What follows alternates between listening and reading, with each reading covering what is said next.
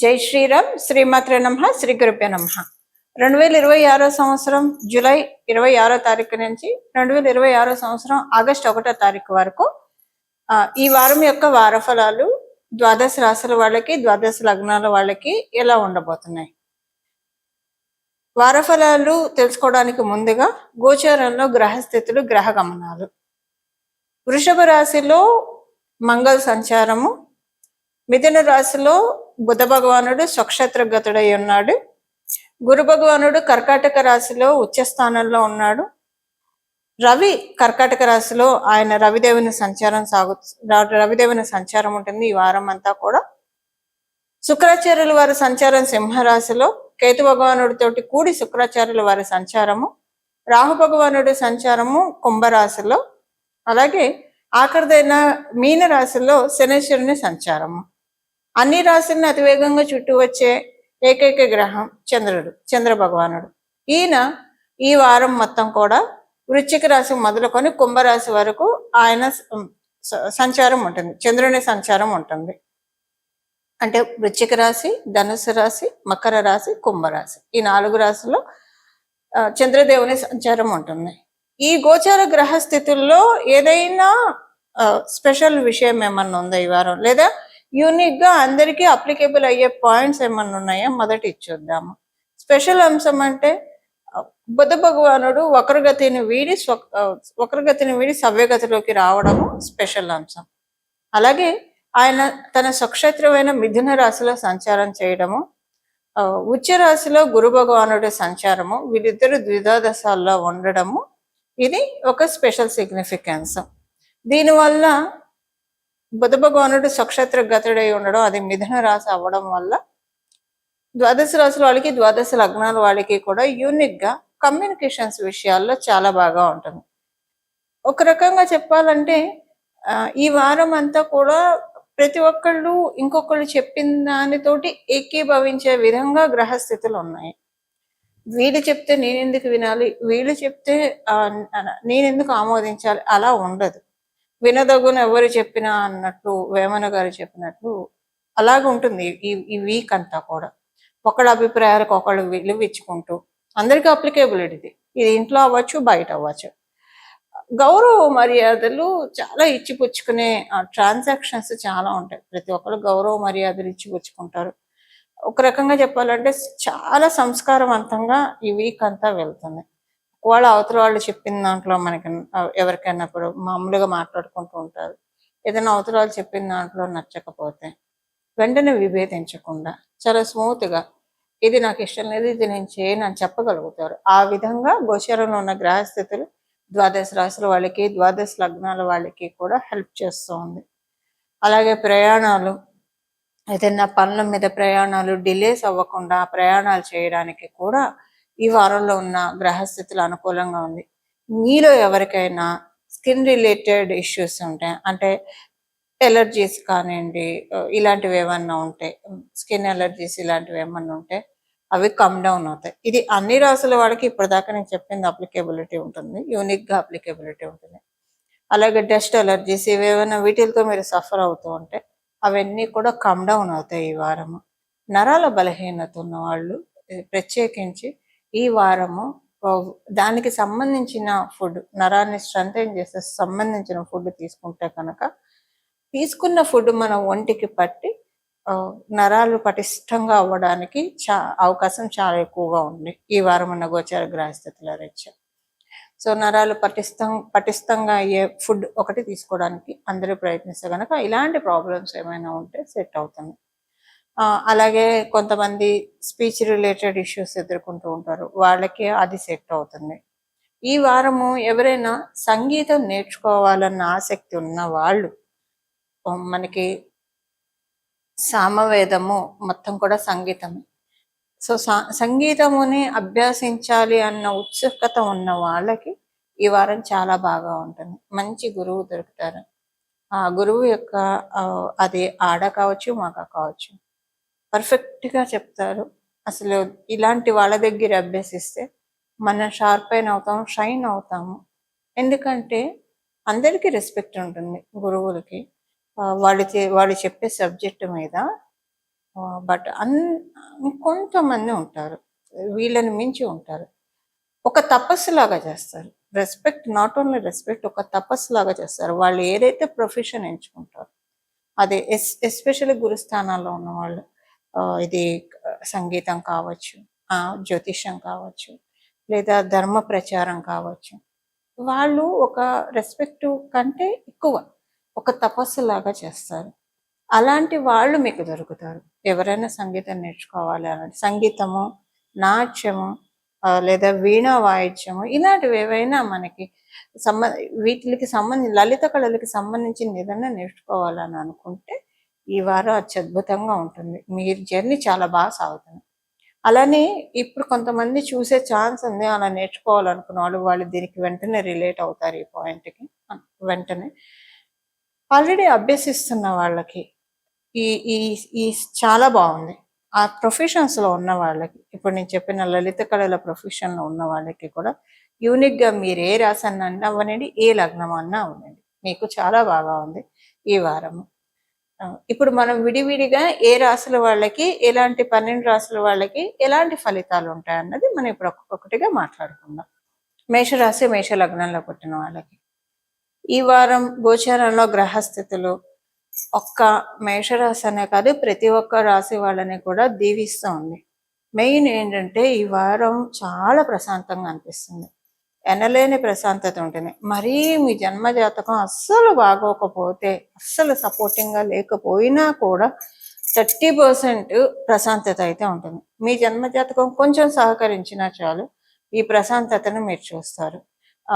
ప్రతి విషయంలో కూడా ఆరాట పోరాటాలను వదిలేసి మన ప్రయత్నం మనం చేసుకుంటూ వెళ్తే అన్నీ అవే అవుతాయి.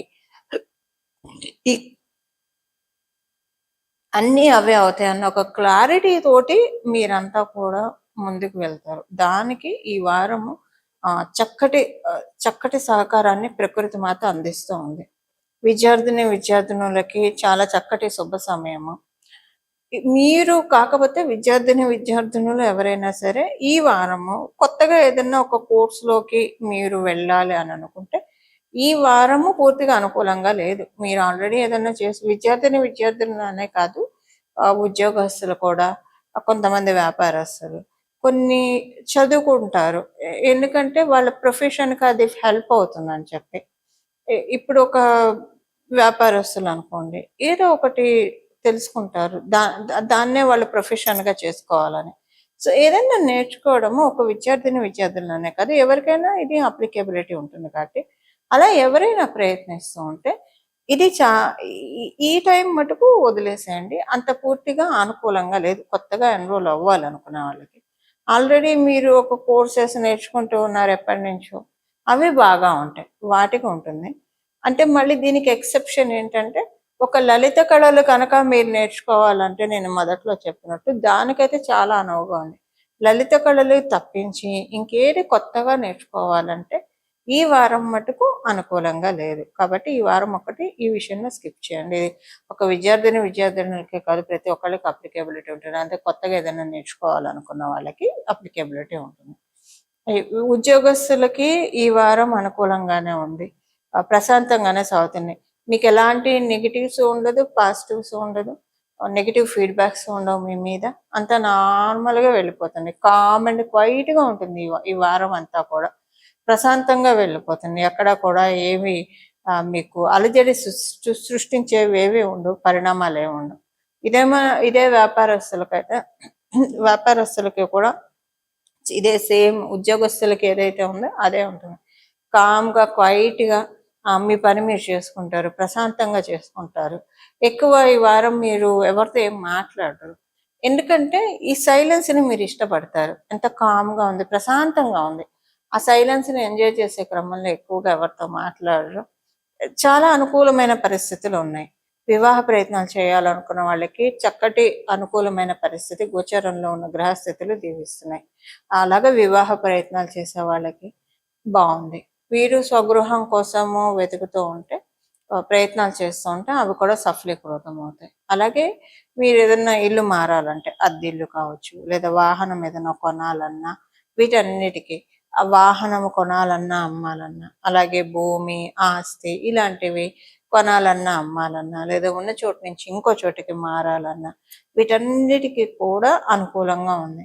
మీరు ఎవరైనా విదేశాలు వెళ్ళాలని ప్రయత్నిస్తూ ఉంటే ఆ ప్రయత్నాలు సఫలీకృతం అవుతాయి. ఇవి ఈ వారం యొక్క గోచార గ్రహస్థితులు మేషరాశి మేషలగ్నంలో పుట్టిన వాళ్ళకి. పరిహారము ఈ వారం చేసుకోవాల్సిన పరిహారము కొంచెము ఈ వారం అంతా కూడా ఫిజికల్ యాక్టివిటీ ఉంటే చాలా బాగా ఉంటుంది. యోగా చేస్తారా, ప్రాణాయామం చేస్తారా, సూర్య నమస్కారం చేస్తారా, కొంచెం ఫిజికల్ యాక్టివిటీని ఈ వారం రెమెడీ అని చెప్పచ్చు. బాగా బాడీకి ఒక యాక్టివిటీ ఇవ్వాలి. ఎందుకంటే నరాల్లో కూడా జీవం పడే సమయం, అమృతమైన సమయం. బుధ భగవానుడు మిథున రాశిలో సవ్యగతిలో ఉన్నాడు. అదే సమయంలో గురు భగవానుడు తన ఉచ్చ క్షేత్రంలో ఉన్నాడు, దాని పక్క రాశిలోనే ఉన్నాడు. మిథున రాశి పక్కనే కర్కాటక రాశి. ప్రతి ఒక్కళ్ళు ఆరోగ్యం మీద దృష్టి పెట్టి ఆరోగ్యము బాగా సుస్థిరపరచుకోవడానికి, దృఢంగా చేసుకోవడానికి నేచర్ మనకు అందిస్తున్న సదావకాశం. ఈ సమయంలో దీనికంతా ప్రాక్టికల్ రెమెడీ. మీరు ఎంత సూర్య నమస్కారాలు చేస్తే అంత మంచిది. అలాగే ప్రాణాయామం ఇలాంటివి చేస్తే చాలా మంచి ఫలితాలని మీరు పొందుతారు. మీకు తెలుస్తుంది, చేసిన వెంటనే కూడా ఆ రోజంతా కూడా చాలా ఎనర్జెటిక్గా అనిపిస్తుంది. నరాల్లో జీవం పడే సమయం ఇది. ఎందుకంటే మిథున రాశి శుభకర్తరిలో ఉంది. గురు భగవానుడు జీవకారకుడు. ఆయన మిథున రాశి పక్క రాశిలో ఉండడం, బుధ భగవానుడు సవ్యగతిలో ఉండడము నరాల్లో జీవాన్ని దింపుతాడు. దానికి మన వంతు ప్రయత్నం మనం చేయాలి. ఇప్పుడు మీరేం చేయకపోతే రాదా అంటే కొంచెమే వస్తుంది. ఏదో ఒక యాక్టివిటీ, లేదంటే కొంచెం మన హౌస్ హోల్డ్ వర్క్స్ పూర్తిగా మనం చేసుకున్నా సరే అది కూడా సరిపోతుంది. బాడీకి ఏదో ఒక యాక్టివిటీ ఇవ్వడానికి ప్రయత్నించండి. ఆరోగ్యం దృఢంగా ఉంటే మనం తీసుకునే ఫుడ్ కూడా వంట పట్టాలి మన బాడీకి. అది వంట పట్టి సరిగ్గా జీర్ణ వ్యవస్థ బాగా ఉంటే కనుక మానసికంగా చాలా బాగా ఉంటుంది, మనకి ప్రశాంతంగా ఉంటుంది, మంచి నిర్ణయాలు తీసుకోగలుగుతాము. మానసికంగా ప్రశాంతంగా ఉండి మంచి నిర్ణయాలు తీసుకోగలిగితే ఈ నిర్ణయాలు మన భవిష్యత్తుకి బంగారు బాట అవుతాయి. ఎప్పుడైతే మనం సరైన నిర్ణయాలు తీసుకుంటాం మన భవిష్యత్తు అంతా కూడా అనుకూలంగా ఉంటుంది. ఇవన్నీ ఒకదానికి, ఆరోగ్యము మానసిక ప్రశాంతత ఒకదానికొకటి ఇంటర్ రిలేటెడ్ అయి ఉంటాయి. కాబట్టి శారీరక ఆరోగ్యాన్ని పెంచుకొని తద్వారా దృఢంగా చేసుకొని తద్వారా మానసిక బలాన్ని పొందడానికి అత్యద్భుతమైన సమయము గోచారంలో. ఈ వారము గోచారంలో ఉన్న గ్రహస్థితులు కరుణిస్తున్నాయి. వీటిని క్యాప్చర్ చేసుకోవడానికి ప్రయత్నించండి. అలాగే ఈ వారం మొదలుకొని ఏదన్నా మనీ కొంచెం సేవ్ చేసుకోవడానికి కూడా అనుకూలంగా ఉంది. ఈ వారంలో మీరు ఏదో ఒక రోజు కొంత మనీ మీ ఇంట్లోనే ఒక పక్కగా పెట్టుకోండి, ఒక చిన్న బాక్స్లోనే. ఎందులో ఇది నేను సేవింగ్స్ చేయాలనుకుంటున్నాను. మీరు ఒక ఇల్లు కొనుక్కోవడానికి అనుకోండి, దేనికో దానికి సేవింగ్స్ దీనికోసం చేయాలనుకుంటున్నాను, పిల్లల భవిష్యత్తు గురించి అనుకొని పెట్టండి. ప్రతిరోజు అందులో ఎంతో అంత వేస్తూ ఉండండి. ఇది మీకు ఆగకుండా చేయగలుగుతారు. చేసే విధంగా ప్రకృతి మాత మిమ్మల్ని కరుణిస్తుంది, మీకు ఇస్తూనే ఉంటుంది. అంటే ఏదో ఒక రకంగా మీరు ఆ డబ్బాలో వేయడానికి, ఎంతో కొంత వేయడానికి అవకాశం కలిగిస్తుంది.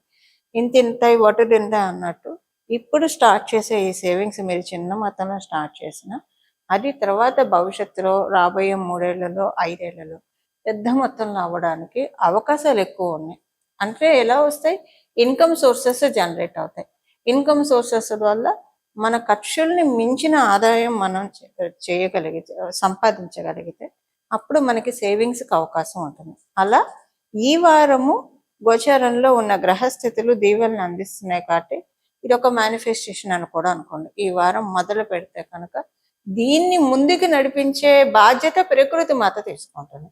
మనదేం లేదు, మనం జస్ట్ కర్తవ్యం వరకే మన వంతు, కాపాడటం పరమాత్మన వంతు, జగన్మాత వంతు. అది నిజంగా మీరు చూస్తారు. ఈ వారం నుంచి మొదలు పెట్టండి, చాలా బాగా ఉంటుంది.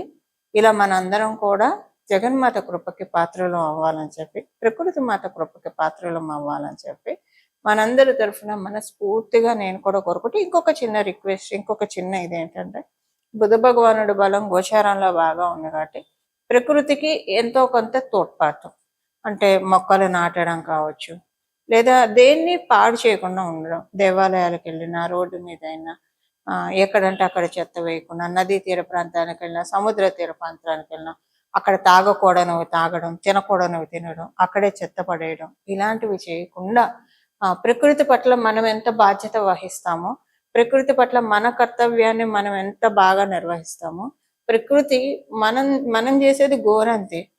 మనం కొంచెం చేస్తే ప్రకృతి మనకి కొండంత ఉపకారం చేస్తుంది. ఇలా చేయడానికి కూడా ఈ వారం చక్కటి అనుకూలంగా ఉంది. ఇలాగ మీ ఇంట్లో ఒక కుండీలో అయినా సరే ఒక మొక్క పెట్టుకోండి. ఏదో ఒకటి మీకు కుదిరితే చక్కగా బయట ప్రదేశాలు కుదిరితే ఒక మొక్క నాటడానికి ప్రయత్నించండి.